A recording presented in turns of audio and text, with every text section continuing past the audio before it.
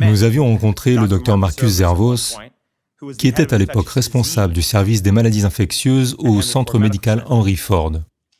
Et il a accepté de nous rencontrer et d'éventuellement participer à l'étude. Il mène des essais cliniques pour des vaccins, notamment pour le vaccin Moderna Covid-19. Il est ouvertement favorable à la vaccination. Lorsque nous l'avons rencontré, nous lui avons fait valoir que c'était l'occasion de faire taire les anti-vaccins, qui affirment que les enfants non vaccinés sont en meilleure santé. À notre grande surprise, le docteur Zervos a accepté de mener l'étude. Il a recruté un épidémiologiste en chef et de statisticiens au sein de l'hôpital Henry Ford pour mener à bien cette étude. Il s'agissait de scientifiques reconnus qui avaient indéniablement des opinions orthodoxes sur les vaccins. Au début de l'année 2020, j'ai reçu une copie de l'étude. Elle présentait les résultats de l'analyse comparant les enfants inscrits à l'hôpital Henry Ford entre 2000 et 2016, dès leur naissance, qui n'avaient reçu aucun vaccin par rapport à ceux qui avaient reçu un ou plusieurs vaccins. L'étude était basée sur des dossiers médicaux réels, ce qui signifie qu'il s'agissait enfin d'une grande étude comparant les enfants vaccinés et non vaccinés à partir des données de santé d'un grand établissement de santé américain, ce qui, comme l'a souligné l'Institut de médecine, n'avait jamais existé auparavant. L'étude commençait par expliquer qu'elle visait à réduire la réticence à la vaccination en rassurant les parents sur la sécurité du calendrier vaccinal du CDC.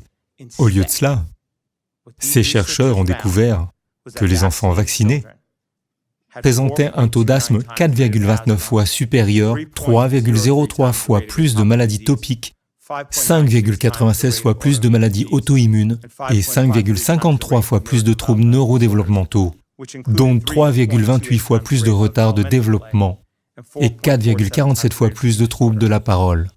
Tous ces résultats étaient statistiquement significatifs.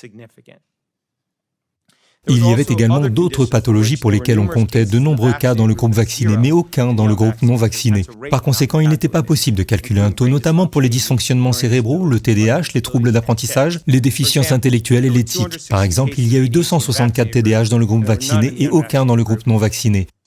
Dans cette étude, le groupe vacciné compte environ 16 000 enfants.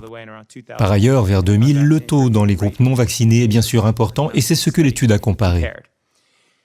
Ces résultats étaient préoccupants, notamment parce que ces problèmes de santé chronique peuvent être causés par un dérèglement du système immunitaire et les vaccins peuvent provoquer une dérégulation du système immunitaire. Les références à ce sujet figurent dans ma déclaration écrite. Dans l'ensemble, l'étude a révélé qu'après 10 ans, 17% des enfants non vaccinés souffraient d'un problème de santé chronique, tandis que 57% des enfants vaccinés souffraient d'au moins un problème de santé chronique, souvent plusieurs, soit 17% contre 57%.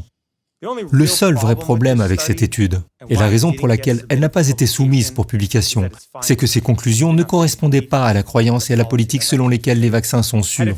Si elle avait conclu que les enfants vaccinés étaient en meilleure santé, elle aurait sans doute été publiée immédiatement. Mais comme elle a conclu le contraire, elle a été rangée dans un tiroir.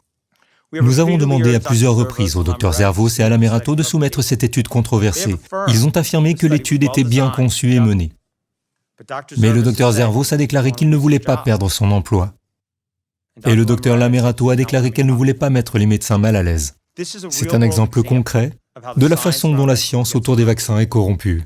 Seules les études qui confirment les croyances et les politiques selon lesquelles les vaccins sont sûrs sont publiées.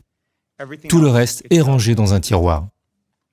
Ce biais de sélection est dangereux et conduit à corrompre toute la science concernant la sécurité des vaccins. Nous pouvons protéger les enfants contre les maladies infectieuses et nous pouvons protéger les enfants contre les effets néfastes des vaccins. Nous devons et avons le devoir de faire les deux.